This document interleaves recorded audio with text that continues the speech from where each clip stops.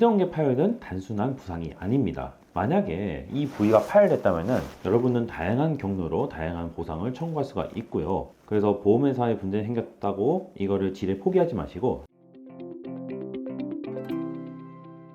보험손해사정 구독자 여러분 반갑습니다. 손해상사 이재호입니다. 오늘 이 시간에는 회전근개를 다쳤을 때 받을 수 있는 보상, 보험사의 분쟁, 그리고 대응책까지 완벽하게 정리해 드리도록 하겠습니다. 어깨는 우리 신체에서 가동 범위가 가장 넓고 그만큼 불안정한 신체 구조이기도 합니다. 그래서 이걸 단단하게 지지해 줄 것이 필요한데, 어깨를 단단하게 지지해 준 4개의 인대를 가리켜서 회전근개라고 합니다. 이 근육들은 팔을 들거나 돌리거나 할 때 어깨가 빠지지 않도록 해주는 중요한 역할을 수행합니다.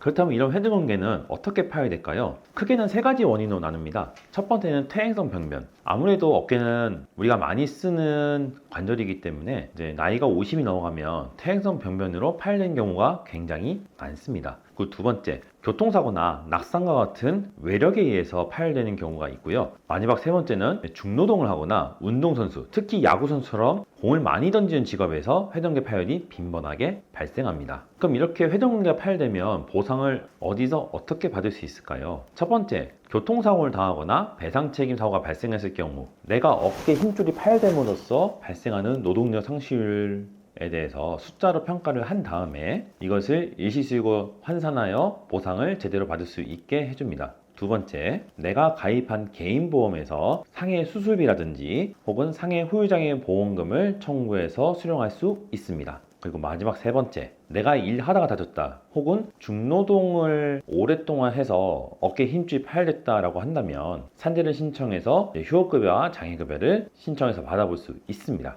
그럼 보험사에 나의 보상을 청구했을 때 분쟁이 발생하는 이유는 뭘까요? 이건 역시 크게 3가지로 나뉘겠죠. 첫 번째, 퇴행성 병변이다. 상해 후유장애로 청구했을 경우에는 이게 다쳐서 파열된 게 아니라 병으로 파열된 거다, 즉 퇴행성 병변이라고 주장하는 경우 많습니다. 특히 나이가 많은 노인들에게는 보험사가 그런 주장을 굉장히 많이 합니다. 그리고 두 번째, 상해로 다친 것을 인정한다 쳐도 파열이 심한 것은 알겠는데 수술하고 나서 몇 년 동안 재활하면 가동 범위가 회복된다, 즉 영구적인 장애는 발생하지 않는다라고 보험사가 주장합니다. 그리고 마지막 세 번째, 수술조차 하지 않았다면, 즉 파열 정도가 심하지 않아서 보존적 치료를 시행했다라고 한다면 보험회사는 장애 자체를 부정할 수 있습니다. 결국 정리하면은 상해로 다친 게 맞는지, 그리고 장애가 영구장애 맞는지, 혹은 장애 자체를 인정할 수 있는지, 이렇게 크게 3가지 이유로 부정하는 경우가 많습니다. 그러면 우리는 보험사에 어떻게 대응할 수 있을까요?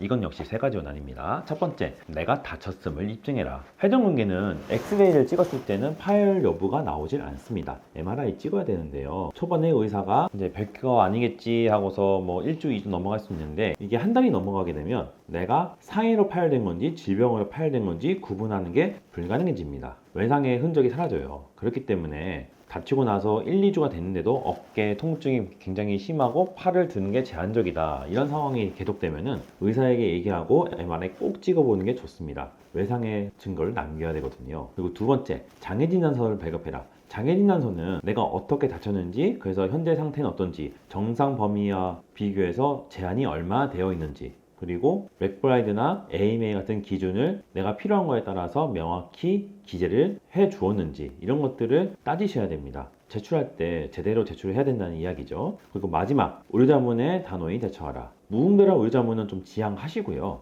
주치의 소견을 보완해서 제출해서 내가 정말로 외상으로 인해 후유장애 발생했음을 입증을 해주시고, 만약에 보험사와 이견이 좁혀지지 않았다라고 하면 동시감정이라는 절차를 통해서 내가 정말로 상해로 인해 후유장애 발생했음을 객관적으로 입증하는 절차를 꼭 거치셔야 합니다. 회전근개 파열은 단순한 부상이 아닙니다. 만약에 이 부위가 파열됐다면 여러분은 다양한 경로로 다양한 보상을 청구할 수가 있고요. 그래서 보험회사에 문제가 생겼다고 이거를 지레 포기하지 마시고 저희와 같은 전문가를 찾아가셔서 어떻게 대응을 해야 되는지 무료상담을 꼭 받아보시기 바랍니다. 저희 보험손해사정에 무료상담 신청해 주시면은 저희가 친절하게 무료상담 진행해드리고 마땅히 받으셔야 할 보험금 제대로 받도록 도와드리도록 하겠습니다. 저희 보험손해사정은 매주 월, 수, 금 이렇게 주 3회 영상을 올리고 있습니다. 영상 보시고 내용이 괜찮다 생각되시면 구독과 좋아요 그리고 알람 설정까지 꼭 부탁드리고요. 다음번에는 좀 더 유익한 보험 이야기로 여러분을 찾아뵙도록 하겠습니다.